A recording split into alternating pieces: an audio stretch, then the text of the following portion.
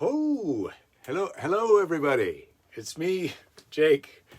Big Monday, big Monday, big people, feeling good, vaccinated. Lady Jerry is a little bit under the weather today, so well, not under the weather. She's just feeling pretty tired today, so she's taking it easy. Lady Jerry, I don't think is going to make it in, but you never know. She may decide to pop in at any moment. Rich, good to see you. I can see that you're watching there. I'm just trying to tune in on my own Facebook page here to see if I can see all you guys. Let me get rid of this effect. Ed, you're there. I see you, Ed. Okay, let's just get rid of that.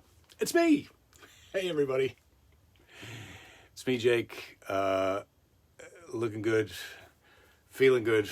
I mean, you're looking good. I don't know if I'm looking good. Oh, there's a lot of reflecty stuff going on. Oh, I guess I can't really. There we go. That's maybe a little less reflecty if I do that. Is it? It's hard to get all the technical things the way you'd like to have them for the show.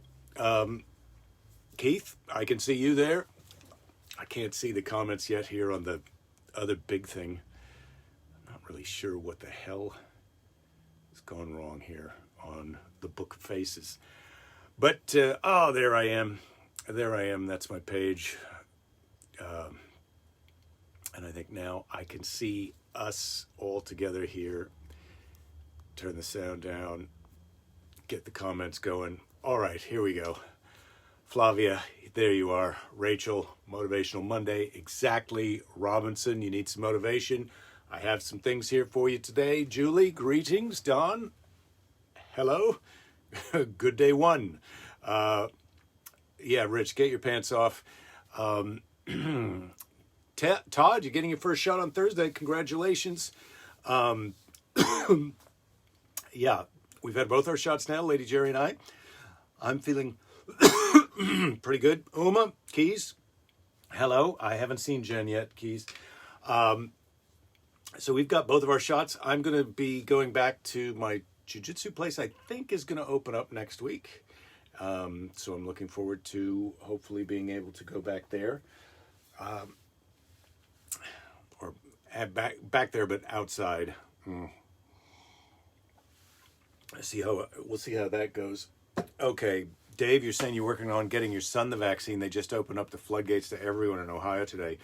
So it's like a cage match. Yeah, I was my strategy when it's the door is jammed is go somewhere else and have a beer until things calm down a little bit. Or whatever drink you like.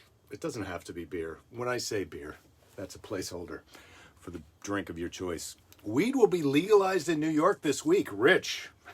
Oh. Sounds like it's going to be chill out time. So, Brad, greetings to you in Milwaukee. Oh, there you are, Jen. Good to see you. So, I have been reading this book. Oh, and I can't see the author of the book because it's in the phone. I've been reading it, but I've been listening to it. It's called Black Buck. I saw the review in the New York Times, and it's a novel. It's kind of got some intense sales stuff in it. Dave, you're going to double down on your drinking and just see if it just happens. It could just happen. Brad, you finally got your vaccine appointment for this Saturday. Congratulations. Yeah, I really feel like it seems like. I think possibly it might be true that a lot of us daily briefing people are going to be vaccinated by the end of April for sure. But we'll see. So I don't have a ton of motivational stuff, but I have these notes that I made from this book, Black Buck, which, like I said, is a novel, but he's also got sales stuff in there. And it's a really great story. I'm enjoying. Like I said, I'm listening to the audio book, but I'm enjoying it. So one of the things that one of his street buddies tells him is everybody doing something has people telling them they can't. Everybody who's doing something has people telling them they can't. So whether you're trying to be a stand-up comedian, or you're trying to be a novelist, or you're trying to be a musician or a singer, or even if you're just trying to be a salesman or go to work for a Fortune 500 company, or you're just going to move and try and get a job in San Francisco when you're 21 years old, which is what I did. There's plenty of people out there telling you can't. If you're doing something and nobody's telling you you can't, the truth is you ain't doing shit. I thought that was a really good one, because a part of trying to do something that's worth doing or that's hard is that there are going to be people who don't believe in you and who are going to tell you that you can't do it. I can tell you how many people want to discourage you if you think you're going to go into show business, if you think you're going to be an actor on stage or in movies or TV, whatever kind of actor you think you're going to be. There's so many people tell you, that's so hard to do and so many people can't do that. And it's just like, hey, what do you know about it? My mom's friend in Wisconsin in 1980. You don't know anything about it. You do get people who tell you that you can't, who do know something about it, people who've been out there who tell you, not that you can't. I would never tell anybody that you can't. I would tell someone, it's hard. You got to want to do it, and you got to go out there and do the work. And that's what most people who have experience and know what they're talking about tell you. They don't tell you can't do it. Don't let anybody tell you can't do it. When someone tells you it's hard, ask them what they know about it, and then figure out what you can do to make it easier. But if you're doing something and nobody's telling you can't, the truth is you ain't doing shit. And so you got to be out there trying to do stuff, and you can't be discouraged by people telling you that you can't do it or how hard it is, because if it wasn't hard and there weren't people telling you can't, it's not even worth doing. So get out there and do it. In any game, you got to have a short memory. This one I like too. The same book, Black Buck. Any game, you got to have a short memory. Somebody tells you something you don't like, forget it as soon as their mouth is closed. I like that one. Someone tells you something you don't like, forget it as soon as their mouth is closed.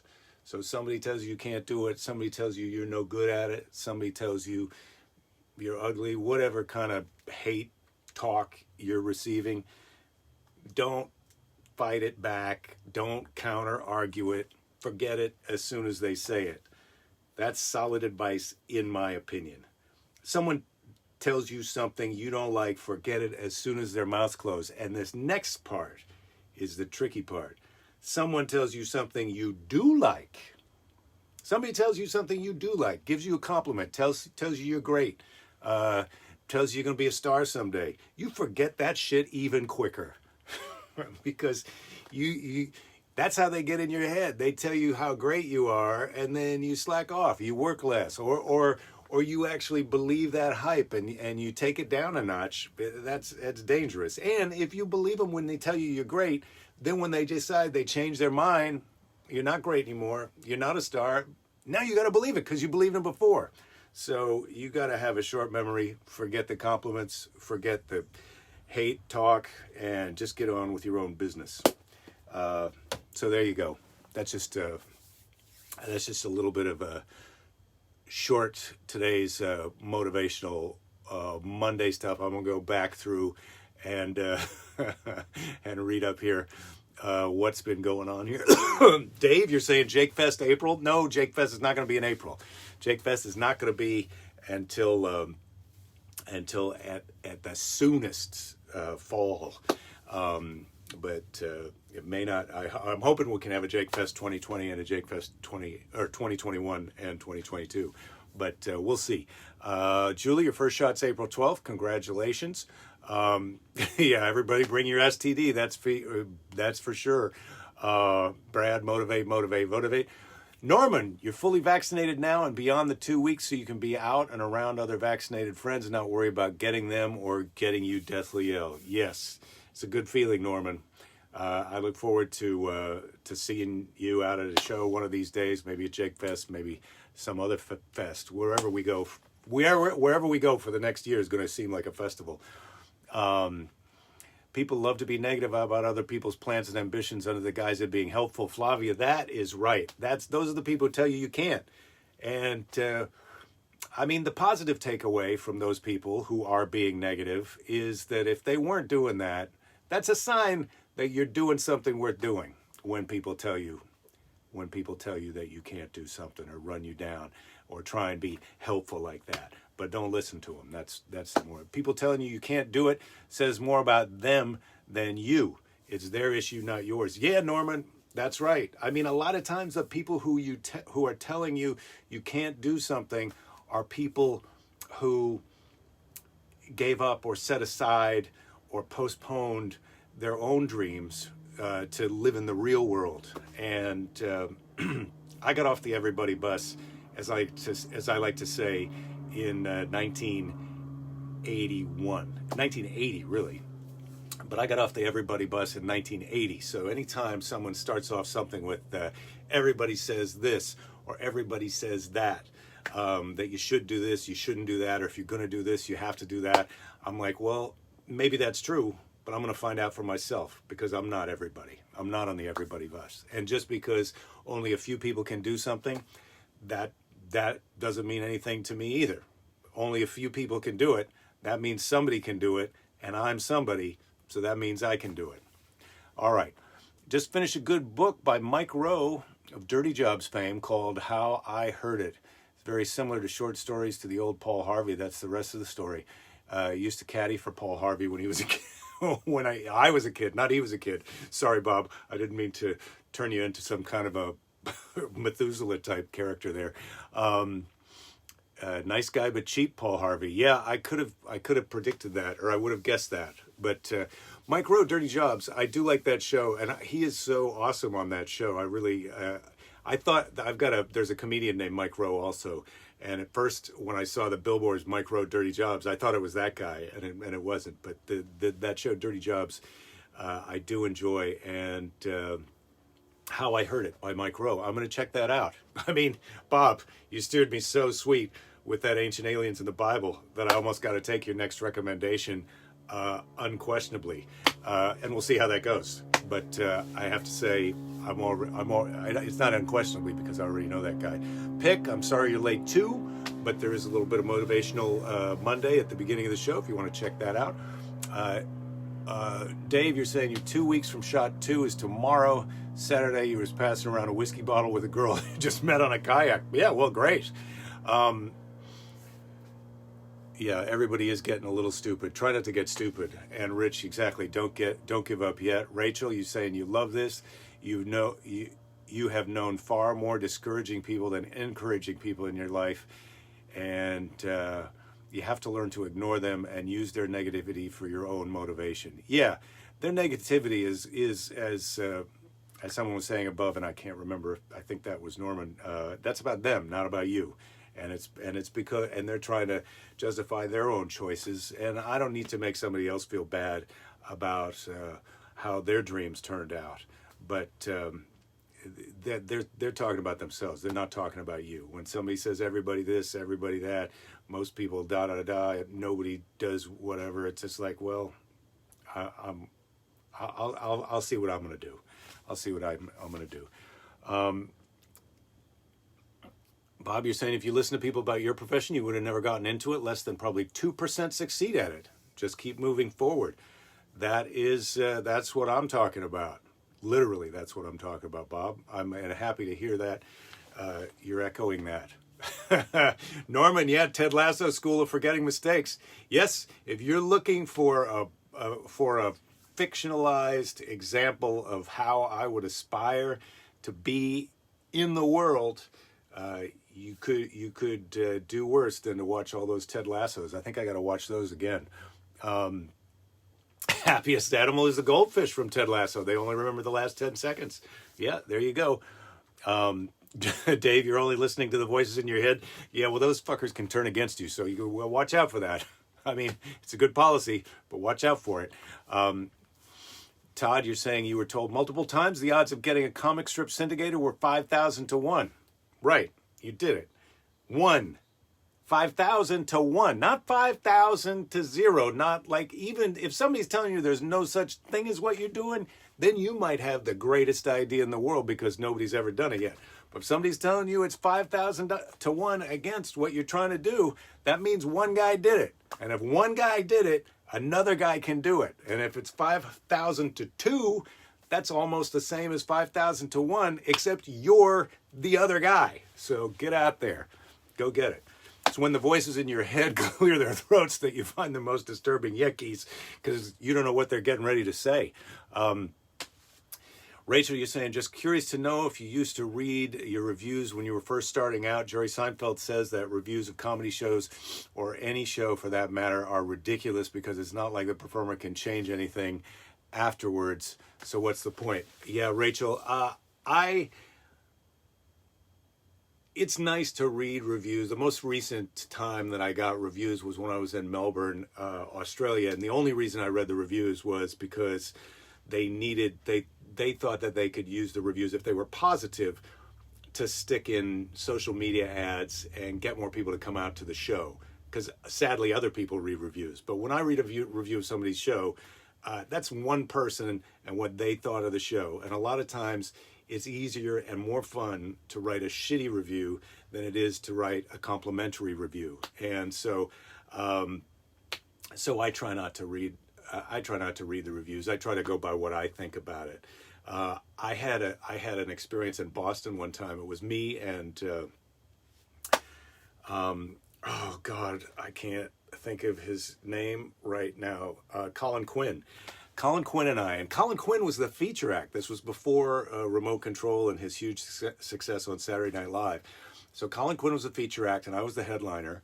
And we were at this club, Catch a Rising Star in Cambridge, Massachusetts. And the reviewer was out on the Tuesday night, or Tuesday or Wednesday, early in the week. And it was Tuesday through Sunday, this gig.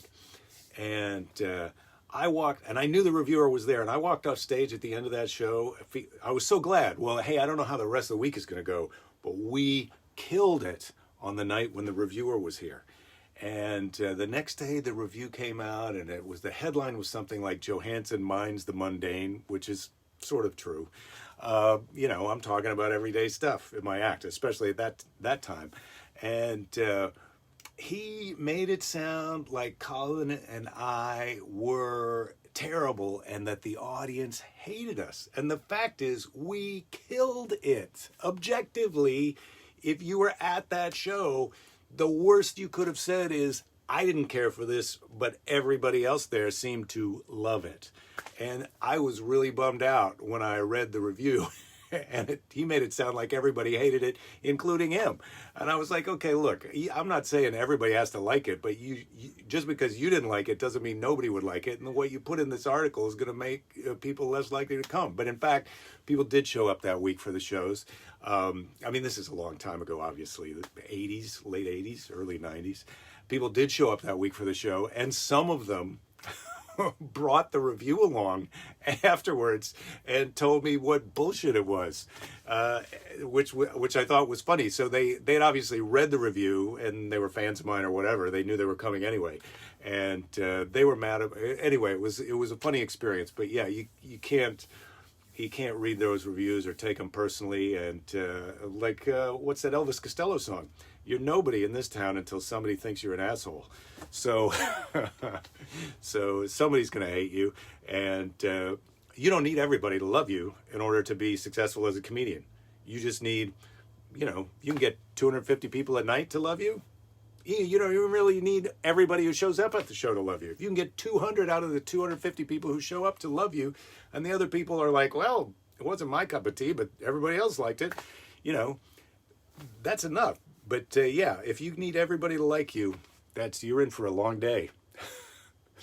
Parents are fully vaccinated now, Rich.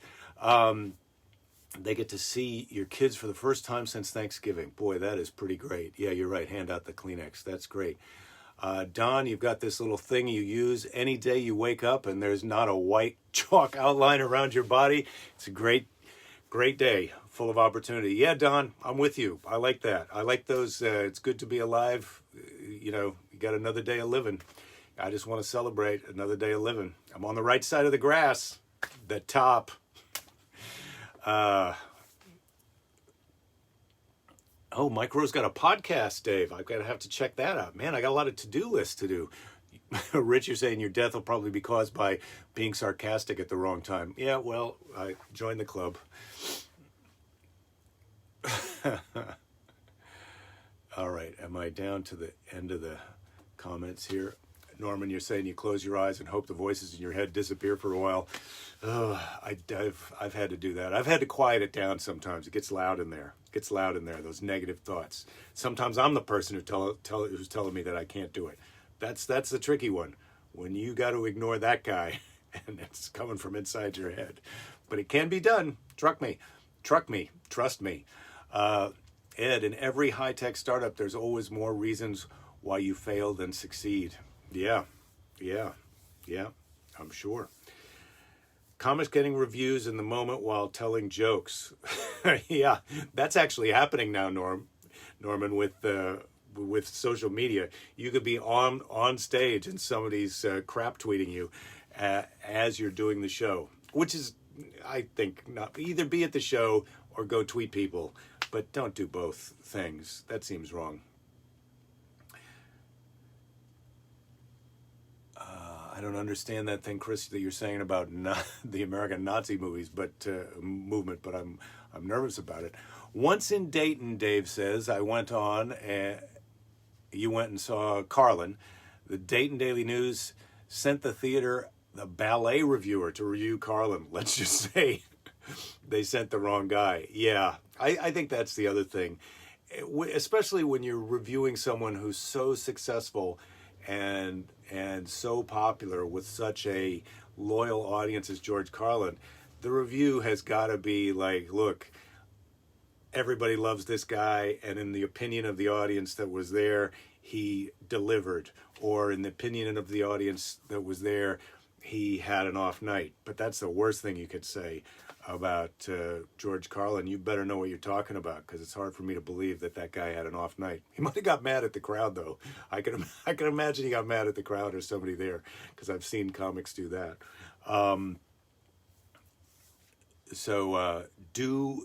Dave, you're asking, do you and Belinda have a dog, cat, or any pets? We have a pet bunny. I'm allergic. I had cats for years, from when I was, my 20s until almost early 40, 40. And then I realized by the end of having the cat, I kind of developed a little allergic. I couldn't really pet her because the fur started making me nuts, and then dogs started bothering me too. And then when Belinda and I got married, she had a dog, and so we had a dog for that period. But every time I touched it, I'd have to wash my hands, and I could take it for walks and stuff, but it couldn't be on the bed. And if I was out of town doing a show for a weekend, my chest would clear up, and then when I came home, I'd have a couple of nights of really wheezing, and so I'm allergic. So when that dog passed away from old age, rest her soul, Frankie, she was an amazing, sweet dog. We didn't get another dog, but our daughter wanted a pet. We had a gerbil for a while, or hamster, excuse me. We had a hamster. There's a hamster story. If you Google my name and hamster story, I'm pretty sure you can see that from Letterman. And then after the hamster, we got a bunny. And that bunny is still going strong. That bunny's got to be close to 10 years old. We're taking too good of care of it, in my opinion. That's a joke. The bunny is very sweet. All right. Ed, you're saying, just noticed yesterday that Cobbs has Tom Papa booked for December. Nothing at the Punchline yet. Things are tiptoeing back. Yeah, I'm going to have to call the Punchline maybe after the show today. I've been meaning to do that. Oh, Chris, you're saying you got your wires crossed with a Michael Meehan bit. Well, he's a funny guy. It's nice to be lumped in with Michael. George Carlin's ashes are spread in the lake across the street from your house, Bob. Interesting. Seriously, it's on his Wikipedia page. Lake Spofford in New Hampshire, in case anybody's listening and would like to go visit George Carlin's ashes. Be sure and connect with Bob and have a nice round of golf. Maybe get your cat groomed. Does the bunny run free in the house or is it caged? Norman, the bunny has a cage inside the house, but there's towels laid down around the cage. So the bunny kind of is in the cage and outside of the cage, but she's got like a, I don't know, 10 square foot area. And then Lady Jerry takes the bunny into the living room and has a supervised jump around on the carpet. You got to watch out with bunnies loose in the house because they'll chew on cords. She did chew through, luckily, the low voltage side of a MacBook power adapter, you know, which was financially not great, but at least it was, the bunny was not in, no bunnies were injured in that vandalism. Can you get an update on the foam pads on the top of the spiral staircase? Well, yes, you can, Rachel. Thank you for asking. What time is it? Oh, the show's ticking away. Our lives are ticking away, but I'm enjoying it. So the foam pads went in to have a little trim down, a little reduction so that when they're upholstered, they'll still fit together properly. And so we had to drop them off. And so it turned out we were just 2 nights without the pads, I think. Maybe only one. And they got couriered back over. And so the pads are here. Now they're trimmed to the proper size. We've picked out the fabric that's going to be upholstered onto them. And the upholstery guy is going to come this week. And hopefully they will be upholstered in the next week or two. I think, now that you mention it, I think probably a good idea would be to bring one of these foam squares in. They're pretty, you know, the smallest one is about 4 feet by 4 feet. But I could bring one in and show it to you. Maybe tomorrow, and if not, Wednesday for sure. All right. Your dog's name is Leo Keys, and just like the line from The Wizard of Oz, he's scared of everything. Fortunately, he jumped through the window. Ooh. He's not jumped through the window. Oh, okay. God. I met a sweet dog this morning at the coffee place with my friend Frank. His name was Otto, and he was like a pit bull, mixed pit bull with he's got a giant head, but he was the sweetest dog. Anyway, Dave, you had a cat, Chewy, that chewed the wires after the MacBook power supply. He was hoping he would chew through something 110, you know. Do I have pandemic material now for my act, Norman? Obviously, we can all be talking about pandemic material, but I think that's going to be the problem. We're all going to be talking about pandemic material, so I'm trying not to rely too much on that. Your cat's name is Chewy Jen. Wow. Foam pads, Jake turns into a prop comic. Yeah, I had my first stand-up comedy dream last night since the pandemic, which was the classic show business dream that I'm on stage and I'm trying to. At first, I was doing really great with the crowd, spontaneous, and talking about how I'd been quarantined and everything, and then it started to get a little nervousy. I ended up waking up before true panic set in. So what time is it? Well, it's 3:30, so it's almost time for our STD. But first, let's have a question from the question box.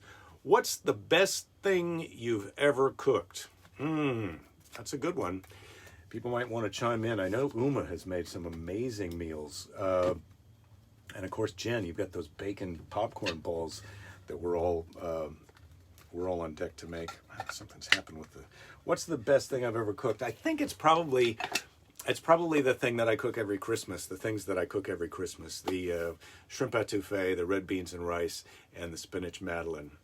Those are probably my best prepared dishes and probably the tastiest things that I've ever made. I have made some weird risotto with instant rice and cream of mushroom soup on a camp stove when we were on our Iceland vacation. But that may not be the most delicious thing that I made, but that may be the most delicious thing I've ever tasted, because in the moment when we ate it, we were cold and wet and rainy, and it was hot and creamy and nice. All right. Any chance I could do a show from the new camper? Yeah, that's going to happen, Keys. There's not just a chance of that. And that's going to happen. I'm just going to shout out some of the other dishes that people have cooked here. Brad, Peking duck. I'm not even sure I know what Peking duck is. I mean, I've heard of it so many times, but that sounds pretty amazing. Norman, New Orleans shrimp. I'm assuming that's meant to be scampi, not smampy. but I love it if it is shrimp. New Orleans is the kind of place where you might see shrimp smampy on the menu. And, it's like, damn, I'm in. Shrimp smampy. I got to ask what it is, but I bet it's good. It's got some, it's shrimp. It's shrimp scampi, but our friend Sam invented it, shrimp smampy, and it's got some swampy alligator in it. I don't know. Who knows?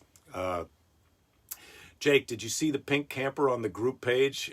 No, I haven't seen that yet, Pick. I've got to go on the group page. I'm going to do that later today. I got a lot of things I got to do. Look up that Mike Rowe book, and then go look at a camper. Mom's mafia-style tomato sauce in giant pots. Ooh, I bet that is good, Jen. That's a good recipe. Dave, you're saying Zatarain's black beans and rice. Well, that's that's a nice one. That sounds like it's in that same family as my risotto. All right. It's time for Seize the Day. Well, it's almost time for Seize the Day. First, let's have a little preview of the Bible. You know, it's Passover, and I hadn't really even timed it out. But last week, of course, was the plagues of Egypt, and tomorrow is the story of the 10th plague. And so a little Passover story for this time of year, the 10th plague. That's coming up tomorrow on the Children's Bible. And, of course, we've got our letter from Grandma. And now it's time for Seize the Day. Seize the Day. But first, wouldn't it be great, Brad, to have some barbecue ribs and chicken with your late mom's award-winning barbecue sauce? Brad, that sounds really good. But first, it's time for Seize the Day. Seize the Day. All right, so today on Seize the Day, I'm thumbing through...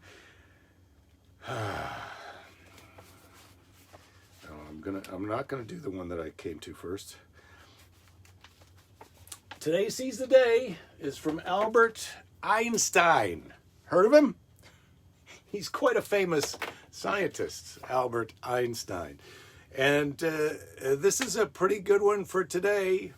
This is a good companion piece to somebody, you gotta keep going no matter if people are hating you or not. You know what you're doing. Life is like riding a bicycle. To keep your balance, you must keep moving. Albert Einstein, getting down with a Seize the Day, talking about, I think it's gyroscopic precession. Life is like riding a bicycle. To keep your balance, you must keep moving.